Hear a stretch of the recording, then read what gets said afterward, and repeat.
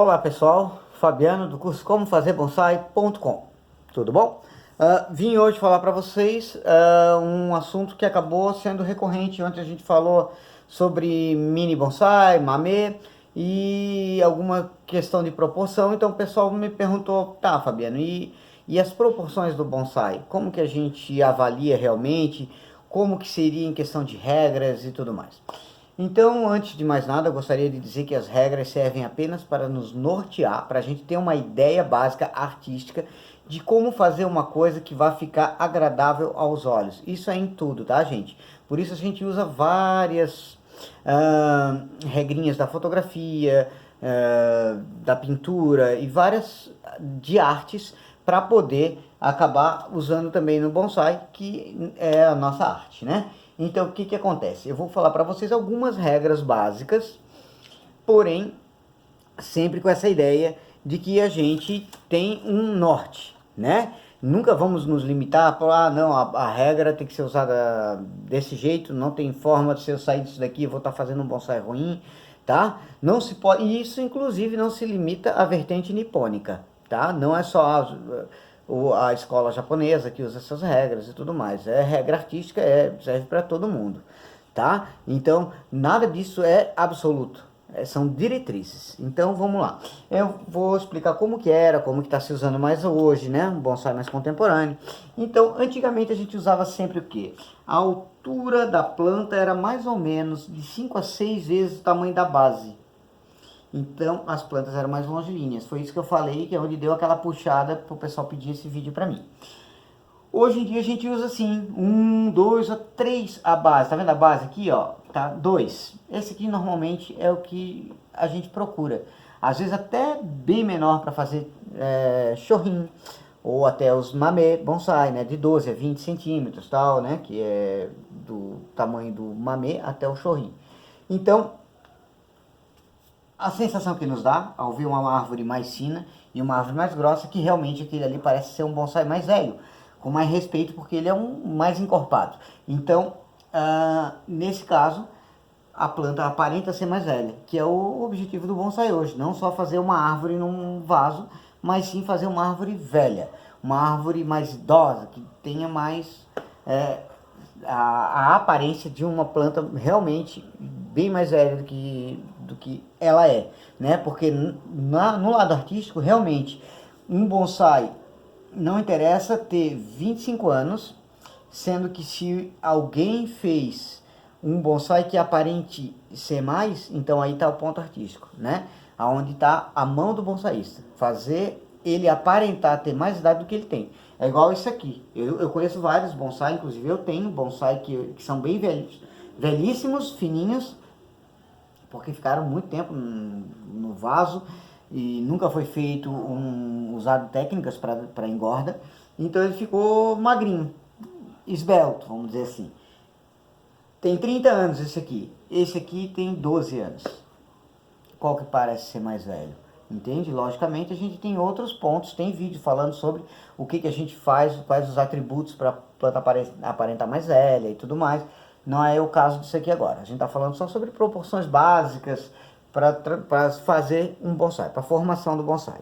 Então, uma das coisas muito importantes também é a conicidade do galho.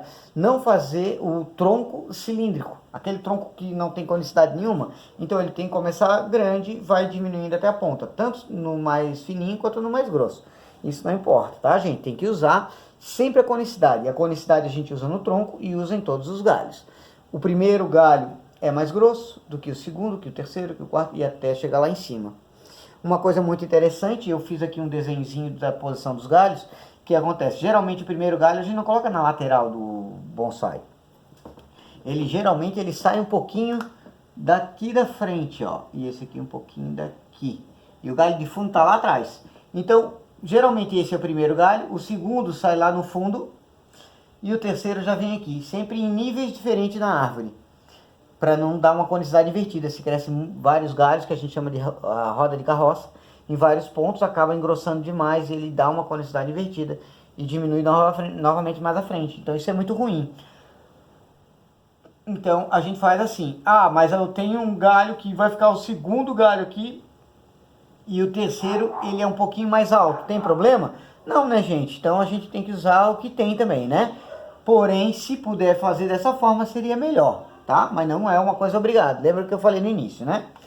Então não é obrigado a ser o primeiro, segundo, terceiro, né, nessa sequência. Porém, se o primeiro for desse lado, o segundo pode ser ou o fundo ou esse daqui, que vai ser sempre alternado. E conforme a gente vai subindo ele, chegando até o ápice, essa distância entre um galho e outro vai diminuindo.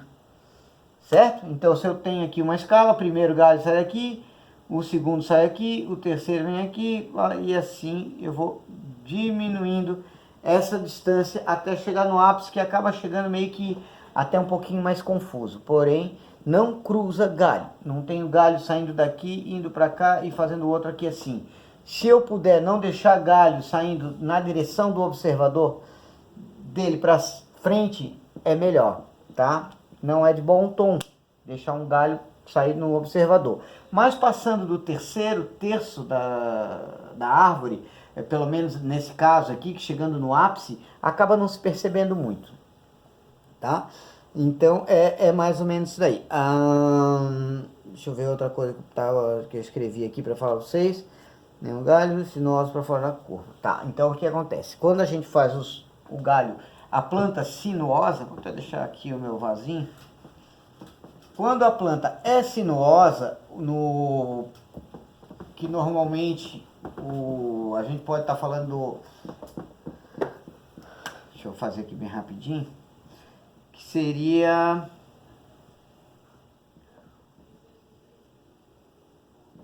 olha lá, não tem conicidade invertida, então aqui seria um ápice, porém eu tenho curvas.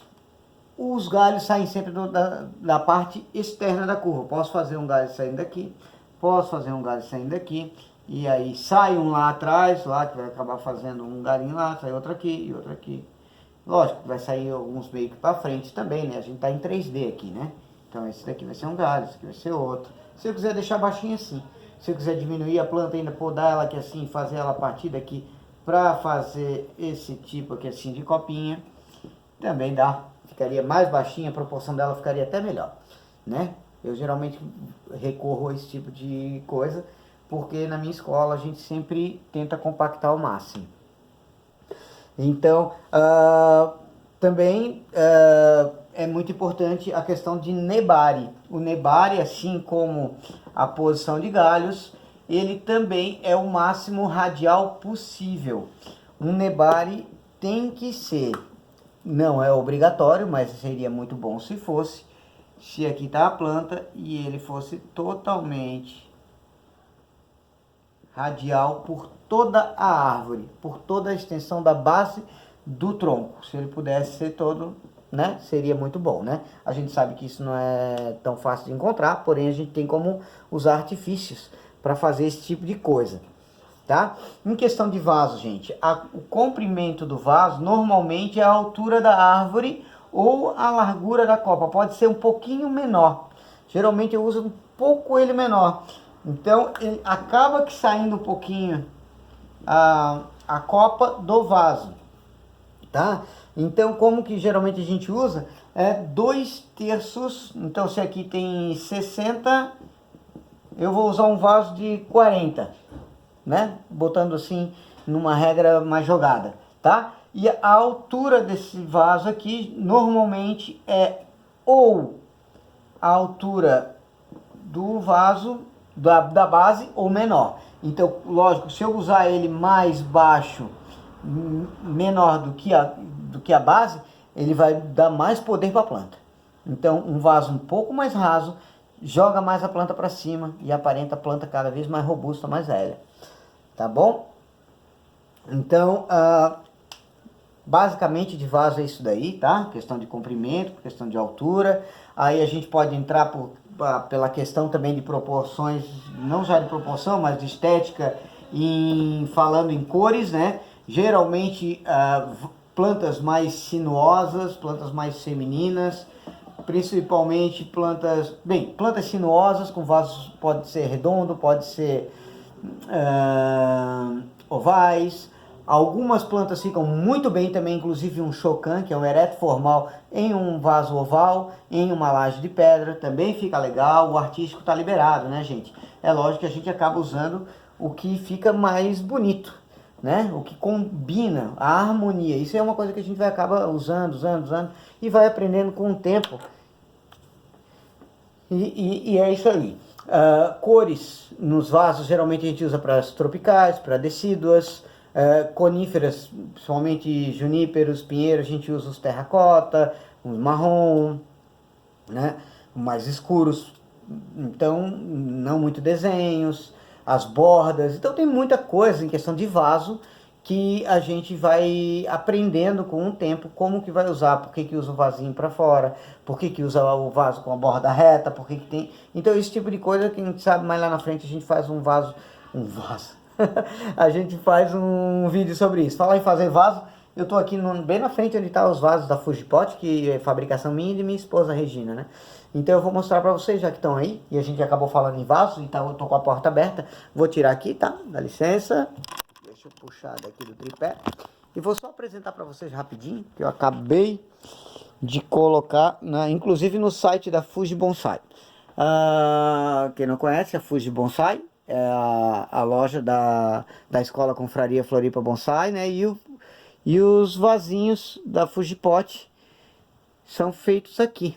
Então tenho vários vasinhos para mamê, chorrim, tem vários utilitários também, vasos maiores, todos eles cerâmica de alta queima, esmaltados, né?